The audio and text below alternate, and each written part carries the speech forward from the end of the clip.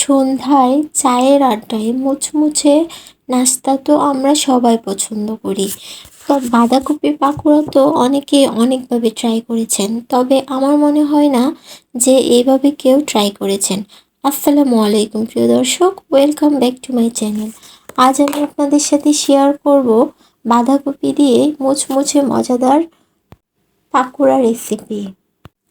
তো প্রথমে আমি এইখানে কিছু বাঁধাকপি কুচি নিয়ে নিয়েছি আর কয়েক টুকরো চিকেন কুচি কুচি করে কেটে নিয়েছি।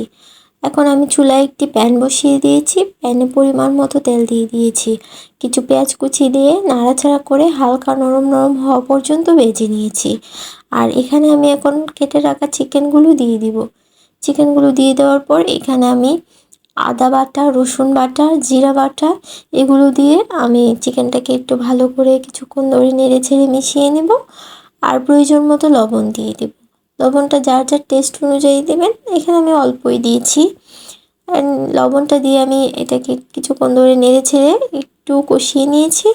এখন আমি এখানে আরও কিছু মশলা অ্যাড করব, যেমন গোলমরিচের গুঁড়া, কালো গোলমরিচের গুঁড়া দিয়ে দিয়েছি আমি এখানে হাফ চা চামচ, আর হাফ চা চামচ সাদা গোলমরিচের গুঁড়া। গোলমরিচের গুঁড়া দিলে খাবারটা অনেক বেশি টেস্টি হয় এবং অনেক স্মেল বের হয়, যেটা অনেক ভালো লাগে আমার।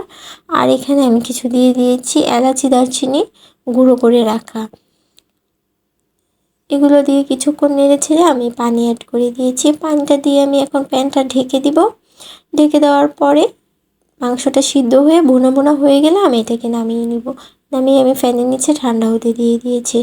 আর এদিকে আমি একটা মিক্সিং বোলের মধ্যে নিয়ে নিয়েছি কুচি করে রাখা বাঁধাকপিগুলো। আর এখানে নিয়ে নিব আমি কিছু পেঁয়াজ কুচি, কিছু কাঁচামরিচ কুচি আর দিয়ে দিব আমি স্বাদ মতো লবণ, হাফ চা চামচ হলুদ গুঁড়ো, আর দিয়ে দিব প্রয়োজন মতো চালের গুঁড়ো। আপনারা চাইলে ময়দাও ব্যবহার করতে পারেন, তবে চালের গুঁড়োটা ব্যবহার করলে অনেক বেশি ক্রিসপি হয়, পাকোড়াগুলো অনেক টেস্টি হয় খেতে।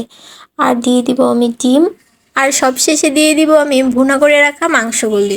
আর এই সবগুলো উপকরণকে এখন আমি একসাথে কিছুক্ষণ মথে নিব। এভাবে কিছুক্ষণ মথে নেওয়ার পর খুব আঠালো একটা ডো তৈরি হবে, যেটা পাকোড়া শেপ দেওয়ার জন্য যথেষ্ট। তো আমার ডোটা তৈরি হয়ে গেছে। আমি চুলায় একটা প্যান বসিয়ে দিয়েছি। প্যানে আমি কিছুটা তেল দিয়ে দিয়েছি প্রয়োজন মতো। আমি তেল খুব কমই ব্যবহার করি, আপনারা চাইলে আরও বেশি দিয়ে ডুবো তেলে ভাজতে পারেন। তো তেলটা গরম হয়ে গেলে আমি এখানে একে একে পাকোড়াগুলো দিয়ে দিব। আমি এই শেপটা দিয়ে নিয়েছি, আপনারা চাইলে অন্য যে কোনো শেপ দিয়ে নিতে পারেন। তো এগুলোকে আমি মিডিয়াম ফ্লেমে রেখে ভেজে নেব। 7-8 মিনিটের মতো ভাজলেই ভাজা হয়ে যাবে। পাকোড়াগুলো খুব বেশি ভাজার দরকার নেই, আপনারা আপনাদের পছন্দ অনুযায়ী কালার আসলেই নামিয়ে নেবেন। আশা করি আমার আজকের রেসিপিটা আপনাদের ভালো লেগেছে। যদি ভিডিও ভালো লেগে থাকে তাহলে একটি লাইক করে দিবেন। আর যারা যারা আমার চ্যানেলে নতুন তারা আমার চ্যানেলটিকে সাবস্ক্রাইব করে দিবেন। আর যারা অলরেডি সাবস্ক্রাইব করে দিয়েছেন তাদেরকে অসংখ্য ধন্যবাদ।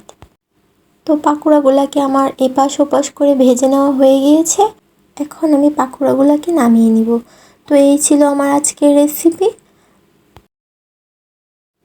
তো আজকের মতো এখানেই বিদায় নিচ্ছি। আবারও দেখা হবে নতুন কোনো ভিডিওতে। ততক্ষণ পর্যন্ত সবাই সুস্থ থাকবেন, ভালো থাকবেন। আল্লাহ হাফেজ।